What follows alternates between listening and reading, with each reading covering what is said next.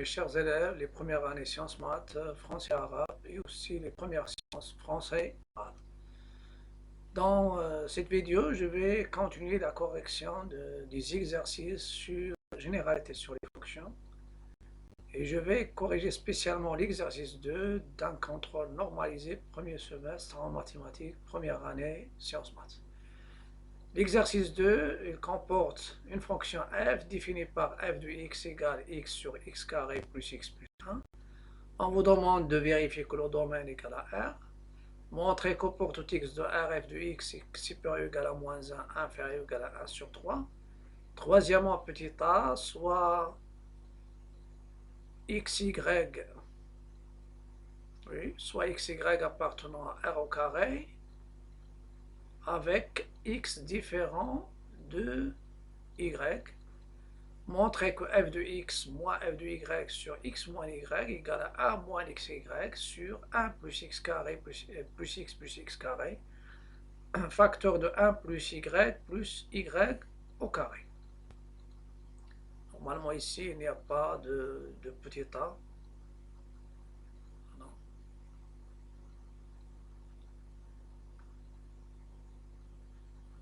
Voilà, donc il n'y a pas de petit a. Voilà.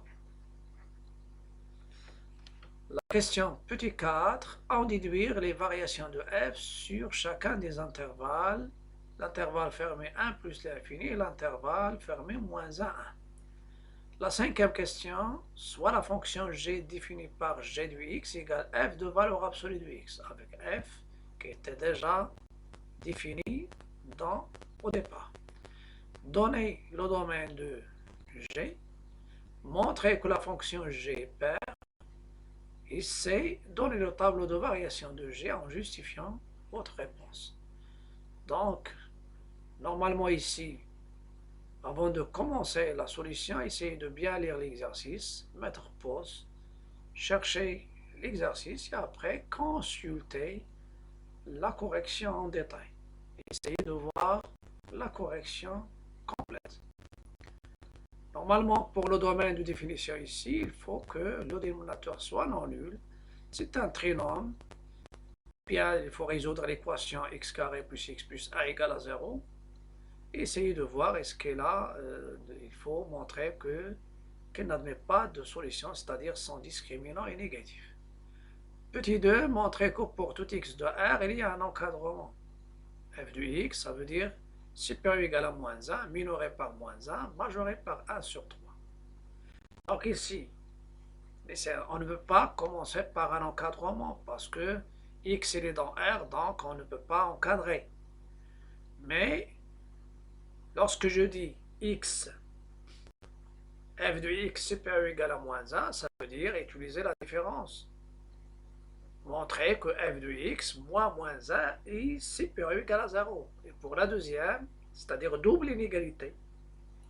Parce que x compris entre a et b équivalent x supérieur ou égal à a et x inférieur ou égal à b. Et l'ordre a inférieur ou égal à b équivaut a moins b est négatif ou nul, ou bien b moins a positif ou nul.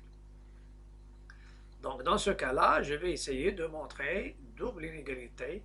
Je montre qu'elle est minorée par moins 1 et qu'elle est majorée par 1 sur 3.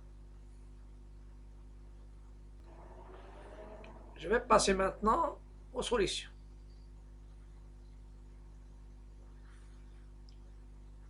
Le domaine de définition. On a pour tout x de R, x carré plus x plus 1 est strictement positif parce que le discriminant c'est moins 3.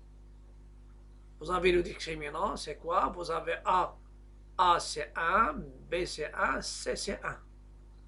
Le discriminant delta c'est, donc vous avez A c'est 1, B c'est 1, c'est-à-dire j'utilise le signe du trinôme. Et le C c'est 1. Delta, c'est B carré moins 4 AC. Donc 1 moins 4, c'est moins 3 négatif. Et puisque delta est négatif et le A, donc le trinôme, il prend le signe de A. Et ça vous donne le domaine. Donc, il n'y a pas, puisqu'il est toujours strictement positif, C'est bien de démontrer qu'il est positif parce qu'on va utiliser son signe dans la monotonie, ou bien les variations. Ou bien, on résout l'équation x carré plus x plus 1 égale 0, et on va trouver que l'ensemble de solutions, c'est l'ensemble vide. Ça veut dire qu'il n'y a aucun x à retrancher de l'ensemble R. La deuxième question,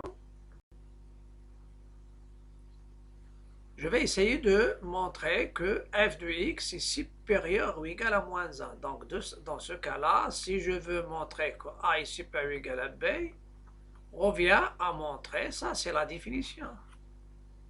Ne pensez pas toujours à l'encadrement, donc comparer deux réels, ça veut dire étudier le signe de la différence.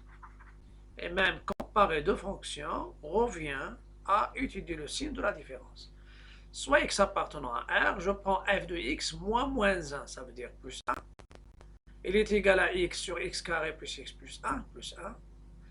Donc, c'est comme si vous avez 1 sur 1, donc c'est x plus x carré plus x plus 1 fois 1. Donc, ça va vous donner, normalement, j'ai déjà sauté une étape ici. Donc, c'est x plus x carré plus x plus 1 fois 1 sur x carré plus x plus 1. Ici, ça donne x carré plus x, ça 2x plus 1, c'est celle-ci. Ça, c'est une identité remarquable. C'est x plus 1 au carré sur x carré plus x plus 1. Elle est positive ou nulle parce que le dénominateur est strictement positif, d'après ce qu'on a déjà étudié ici. Et x plus a le tout au carré est positif ou nul d'après, ça c'est, normalement celle-ci c'est d'après 1. X carré plus x plus 1 strictement positif d'après 1. Et le carré il est toujours positif. Donc la différence f de x moins 1, elle est positive ou nulle. Et vous pouvez remarquer qu'elle s'annule lorsque la différence est nulle, lorsque x égale à moins 1.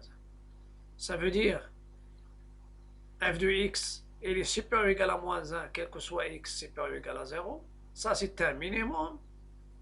Et c'est une valeur parce que f de moins 1, ça sera moins 1. f de moins 1. Moins 1 au carré, c'est 1. Et 1 plus 1, c'est 1. Donc, avec moins 1 plus 1, ça donne 0. Ça reste 1. Et moins 1 sur 1 sur moins 1, c'est moins 1. Donc, c'est une valeur. Donc, moins 1, c'est un minimum absolu. Voilà. Donc, je vais effacer pour démontrer la deuxième. Pour la deuxième, je fais toujours la différence. Je fais f de x moins 1 sur 3. C'est x sur x carré plus x plus 1, moins 1 sur 3. Toujours la comparaison. Après, je vais, normalement, celle-ci c'est quoi? Je vais expliquer. Donc, un rapport. Donc, le dénominateur commun c'est quoi? C'est le produit. C'est 3 fois x carré plus x plus 1. Après, je croise 3x, 3 fois x, moins 1 fois x carré plus x plus 1. Après, vous avez, ça donne moins x au carré. Et après, 3x moins x, c'est plus 2x. Et vous avez moins 1. Et le dénominateur, donc j'ai déjà oublié ici un 3. C'est 3 facteur. Donc il y a un 3 ici. Ça ne change pas de signe parce que 3 est positif. Mais ici, vous pouvez factoriser donc sur 3 facteurs. Ici, factoriser par moins, ça donne x carré moins 2x plus 1 qui est une identité remarquable. Donc même le majorant, c'est-à-dire 1 sur 3, c'est une valeur. Et cette valeur, elle est atteinte lorsque x égale à 1. C'est-à-dire, c'est une valeur. Donc, ça va me donner moins x moins a au carré sur 3 facteurs de x carré plus x plus a qui est négatif. On a celle-ci, le carré négatif avec, positif avec le moins négatif, et x carré plus. Donc ici, c'est 3x carré. 3x au carré plus 3x plus 3 est strictement positif d'après 1. Ça veut dire ou bien 3 en facteur, pas de problème. Donc, quel que soit x appartenant à R, f de x est inférieur ou égal à 3. Et celle-ci, ça va vous donner ce qui est demandé. Demandé pour tout x de R. Je réponds aux questions données. F de x, elle est supérieure ou égale à moins 1 et inférieure ou égale à 1 sur 3. Voilà. Maintenant, je passe à la question. Donc, ça c'est la dernière question. La question, pardon, deuxièmement, mais il n'y a pas de petit a. Il y a uniquement deuxièmement. La question 3, soit x, je vais m'assurer des questions, pardon. Donc, il y a deuxièmement, et dans troisièmement, il y a direct. Voilà. Troisièmement, je vais étudier, je vais donner l'expression des taux d'accroissement. Soit xy appartenant à R au carré avec x différent de y. Vous avez f de x moins y, c'est quoi? C'est moins f de y, c'est x sur x carré plus x plus 1, moins y sur y carré plus 1. Je croise. Il y a le produit bien sûr des dénominateurs. Et après, il y a normalement x fois y carré plus y plus 1, moins y entre parenthèses fois x carré plus x plus 1. Donc, a sur b moins c sur d, c'est quoi? C'est AD moins BC sur BD. Et si vous avez plus, ça sera bien sûr plus ou moins. Donc ça, c'est comment, normalement, ce sont les techniques de calcul. Il ne faut pas renverser. Voilà. Après, je vais développer. Une fois que je développe, ça me donne xy carré plus xy plus x moins. Je développe ici, je change de... J'élimine les parenthèses en changeant de signe. Donc, moins yx carré, moins yx, moins y. Après, je vais simplifier par xy. xy moins xy.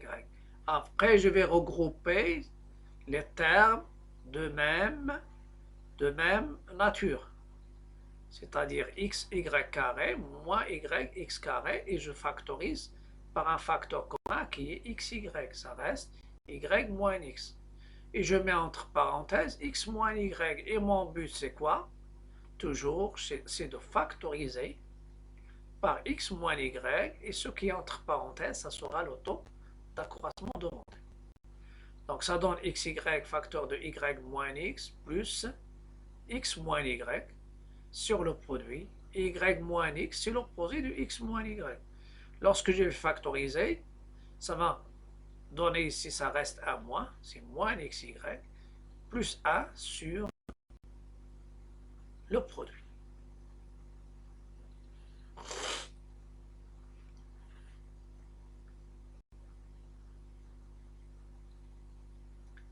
Je vais continuer maintenant. Donc,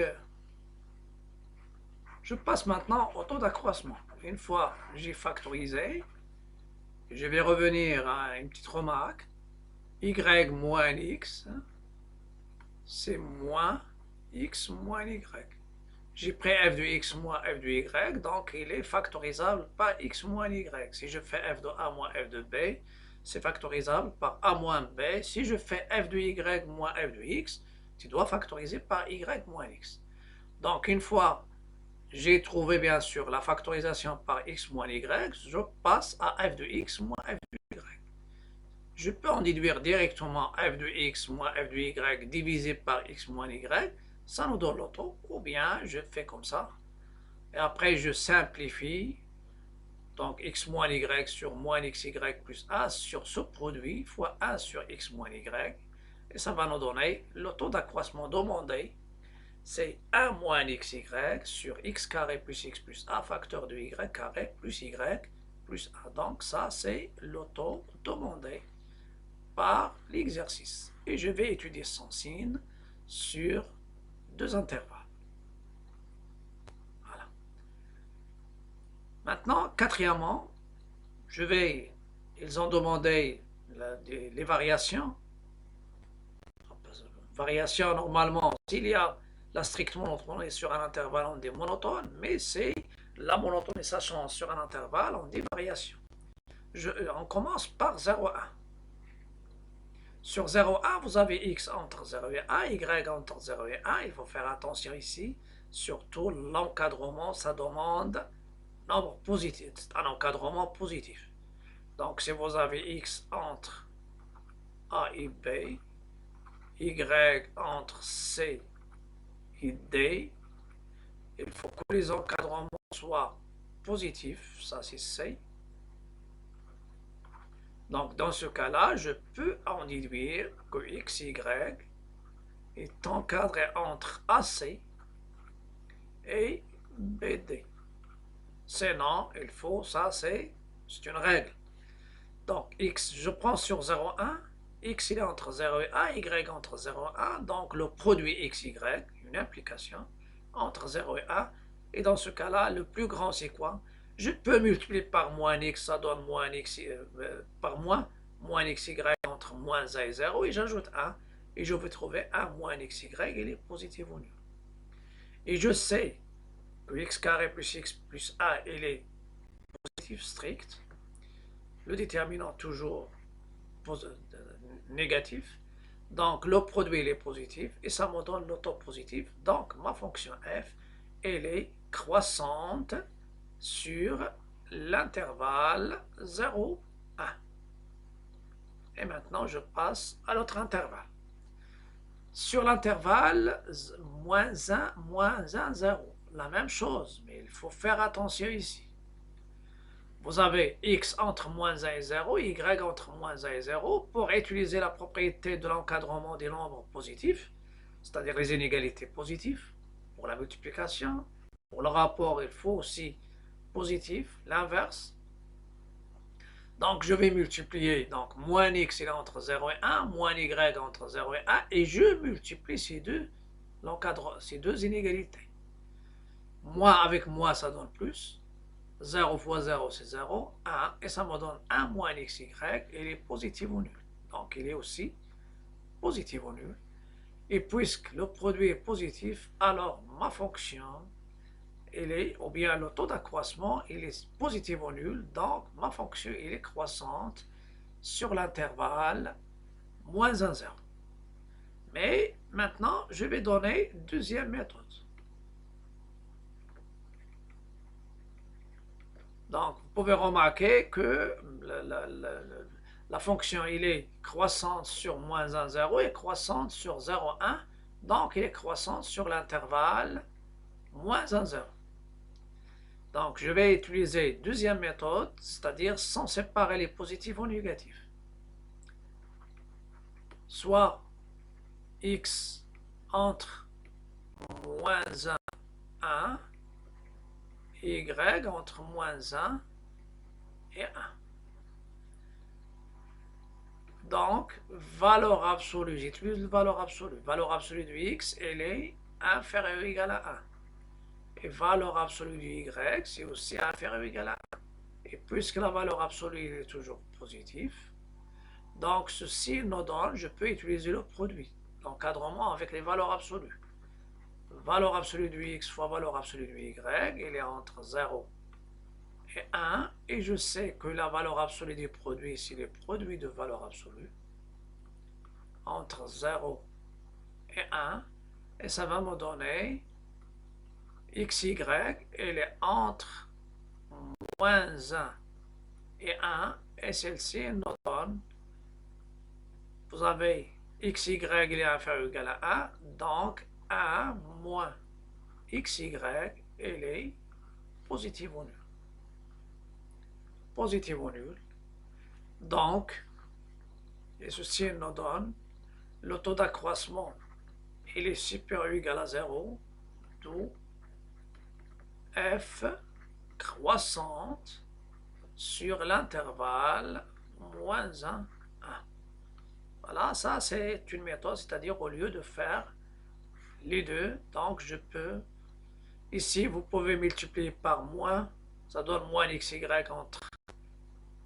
entre moins 1, moins xy entre 1, c'est aussi entre moins 1 et 1, et ajouter 1, ça vous donne 1 moins xy qui est positif. Il nous reste, donc je vais rectifier un peu, c'est-à-dire l'écriture, pour pouvoir déposer la suite. Donc je vais revenir. Donc le taux d'accroissement il est positif ou nul, et ça nous donne f croissante sur l'intervalle entier. Voilà. Sur l'intervalle entier, qui est moins 1, 1. Il nous reste la dernière. Pour la dernière, c'est-à-dire sur l'intervalle 1 plus l'infini. Sur 1 plus l'infini, pas de problème. Vous avez x supérieur ou égal à 1, y supérieur ou égal à 1, donc le produit xy, il est supérieur ou égal à 1 fois 1 qui est égal à 1. Je multiplie par moins, ça donne 1 moins xy inférieur ou égal à moins 1, et j'ajoute, ça donne le numérateur 1 moins xy négatif. Et vous savez que ce produit est positif, donc l'autre est négatif. Et ça me donne ma fonction f, elle est décroissante sur l'intervalle 1 plus l'infini. Donc on a étudié les variations de f sur ces deux intervalles comme il est demandé dans l'exercice. Je vais passer maintenant à la fonction g. La fonction g, c'est quoi? C'est la valeur absolue de f de x, c'est f de la valeur absolue de x. Et je vais essayer de donner le domaine de définition, c'est-à-dire cinquièmement, petit a. On a x appartient au domaine de g, est équivalent valeur absolue de x appartient au domaine de f, et valeur absolue de x, normalement, donc appartient au domaine de f, valeur absolue de x, il appartient au domaine de la fonction f. Parce que je sais que la valeur absolue, elle est toujours positive. Et je sais que le domaine de f, c'est quoi? C'est R, et la valeur absolue, il est toujours dans l'ensemble R. Donc, ça nous donne x, elle appartient à R, et vous savez que lorsqu'il y a l'équivalence, donc, le domaine, lorsqu'il y a l'équivalence, donc D de G égale l'ensemble R. Ou bien, je peux utiliser l'expression. Vous avez G de x, c'est quoi? C'est f de valeur absolue de x. Donc, c'est la valeur absolue de x sur valeur absolue de x au carré plus valeur absolue de x plus 1. Et il y a une chose à savoir, que valeur absolue de x au carré, c'est quoi? C'est x au carré. Ceci pour tout x appartenant à R. Donc,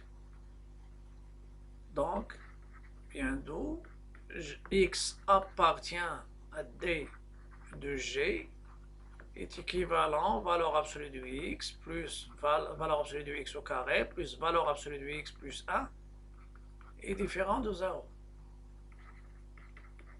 Et je vais poser grand X égale valeur absolue de X. Donc, cette expression, il devient X au carré plus X plus 1 différent de 0. Et celle-ci, elle est strictement positive, car delta, il est négatif, et le A égale à 1. Donc, celle-ci, il est toujours supérieur ou égal à 0. Voilà, d'où, donc, pour tout x de R, la valeur absolue de x au carré plus valeur absolue de x est différent de 0. Et ça nous donne le domaine de G, c'est l'ensemble R. La deuxième question montre que la fonction G est paire. Voilà, montrant que G est paire. On peut la montrer facilement. La première chose, quel que soit x appartient à R, vous avez moins x appartient à R. Deuxième chose, je prends x dans le domaine et je vais comparer G. Je calcule G de moins x. G de moins x, c'est quoi? C'est f de valeur absolue de moins x. Et je sais que x et moins x, ils ont même valeur absolue. Voilà, car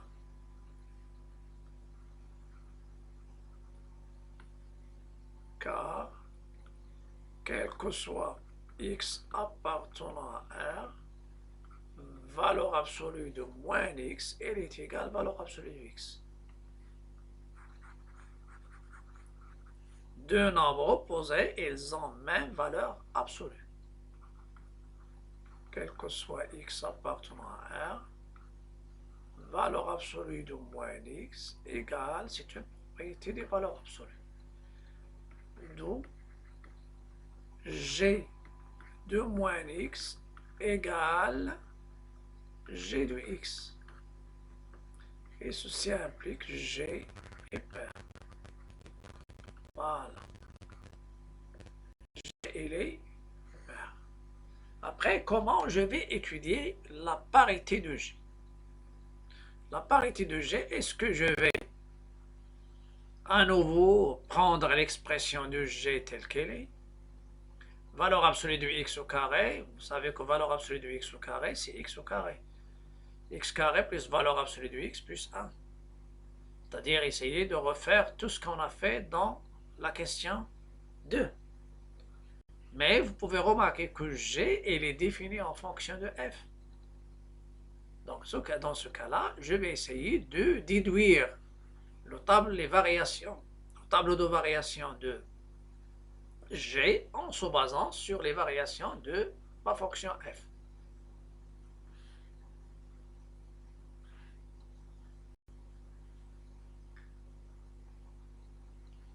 Je passe maintenant aux variations de G. On a, quel que soit x appartenant à R, G de x égale à f de valeur absolue de x. Et on sait que, quel que soit x appartenant à R+, valeur absolue de x, elle est égale à x. D'où, pour tout x appartenant à 0 plus l'infini, ça c'est très intéressant, je vais faire la déduction du tableau des variations de f à partir de g à partir de f. Donc g de x, il est égal à f de x sur R+. Donc, G de X sur R plus. Voilà, sur R plus. Donc, G et F, ils coïncident sur R plus. Ce sont deux fonctions qui sont égales. Et puisqu'ils sont égales, ils ont même courbe et même variation. Donc, sur R plus, F et G ont même variation. Parce qu'ils sont égaux. Sur F et G, ou bien je dis donc, directement, donc, F et G ont même variation sur R plus. Voilà. D'après la question 2. Bien, c'est pas d'après la question 2, mais d'après la question 4. D'après la question 4, on a la première chose. F, elle est croissante sur moins 1, 1. Donc, F est croissante sur 0, 1.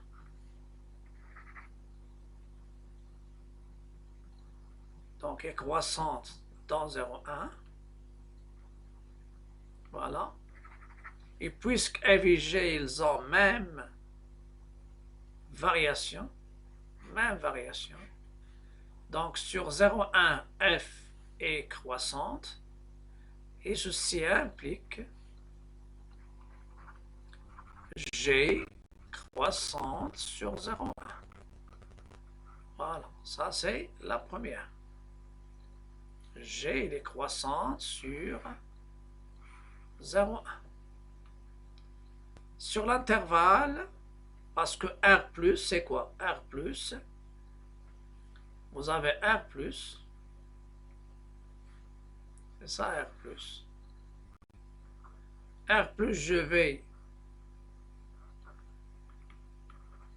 considérer deux intervalles, 0, 1, et l'intervalle, bien sûr, 1 plus l'infini.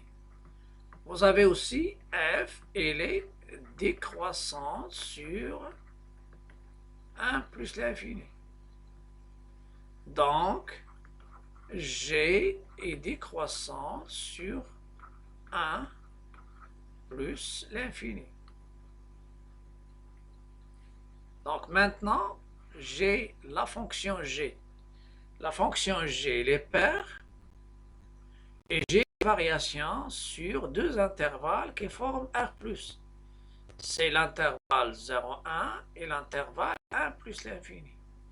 Et je sais qu'une fonction, c'est la fonction est paire, elle varie en sens contraire sur deux intervalles qui sont symétriques par rapport à l'origine. Donc, puisqu'elle est croissante sur 0,1 et paire, donc ça sera décroissante sur le symétrique de 0,1 par rapport à 0. 0 reste 0, mais 1 il devient moins 1. Donc 0,1 il nous donne moins 1, 0. Et 1 plus l'infini, il nous donne moins l'infini 1, et ça donne le reste. Et puisque j'ai décroissante sur 1 plus l'infini et les paires, donc ça sera croissante sur moins l'infini, moins 1. Donc je passe maintenant, déduction. Donc je passe aux déductions.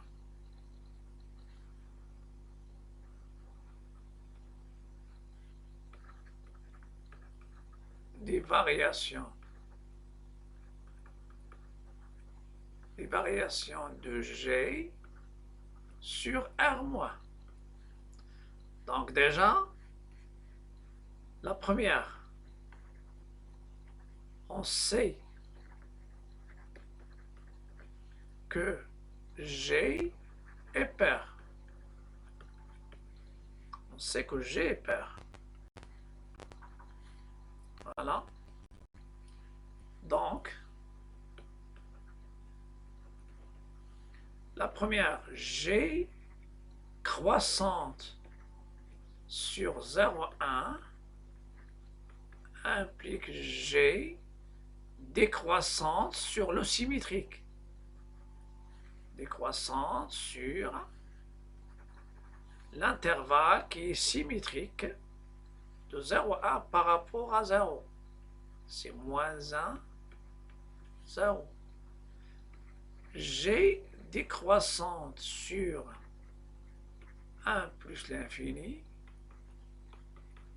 implique G croissante sur l'intervalle moins l'infini 1. Voilà, je rectifie donc celui-là sur moins 1, 0. Le symétrique de 0, c'est 0. Le symétrique de 1, c'est moins 1. 1 sans symétrique, il devient moins 1, mais plus l'infini, c'est moins l'infini, moins 1. Voilà. Et maintenant, je pense qu'on a conclu. Et pour les courbes, la courbe de f, il coïncide, la courbe de g, il coïncide avec la courbe de f sur R+.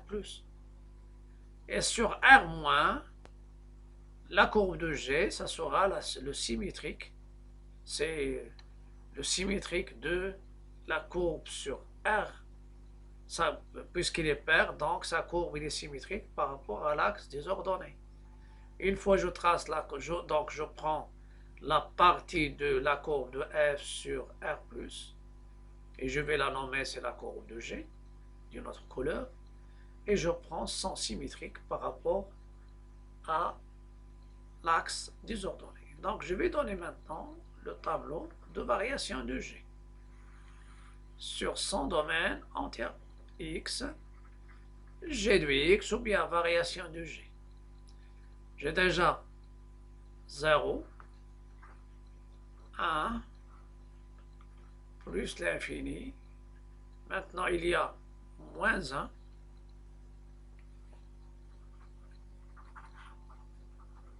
Voilà. Je vais le donner, donc ça c'est 0, 1. Le symétrique de 1, c'est moins 1. Donc, sur moins l'infini, moins 1, elle est croissante. Sur moins 1, 0, elle est décroissante. Et je vais donner la valeur maximale, la valeur minimale. Sur 0, 1, 0, 1, sur 0, 1, c'était sur 0, 1, G croissante. Et sur 1 plus l'infini, il est décroissante. Donc, croissante. Et après, décroissante. Et vous pouvez même remarquer que le tableau, c'est symétrique par rapport à 0. G de 0, c'est 0. G de 1, c'est 1 sur 3. G de moins 1, puisqu'il est un pair, donc c'est 1 sur 3. Donc ici c'est 1 sur 3. Ici c'est 0. Ici c'est 1 sur 3. Donc, je peux en déduire une valeur minimale et maximale. C'est question supplémentaire. 1, 3, c'est la valeur maximale absolue de G. Et 0, valeur minimale absolue. Normalement ici, je peux même parler de valeur minimale, mais normalement on peut avoir une valeur ici qui est plus petite. En toute façon, c'est une valeur maximale. Ici, c'est relatif dans les deux. Donc, il faut l'existence d'un intervalle ouvert centré. Donc ça, c'est une valeur maximale et 0, c'est une valeur minimale. Donc, ça sera tout pour cette vidéo. Et à la prochaine vidéo, mais n'oubliez pas de liker, partager, commenter. Et aussi, si vous êtes sur ma chaîne YouTube, il faut cliquer sur s'abonner pour me soutenir et m'encourager. Et si vous êtes sur Facebook, cliquez sur inviter, sur les groupes Facebook, cliquez sur suivre. À la prochaine vidéo et bonne chance et bon courage.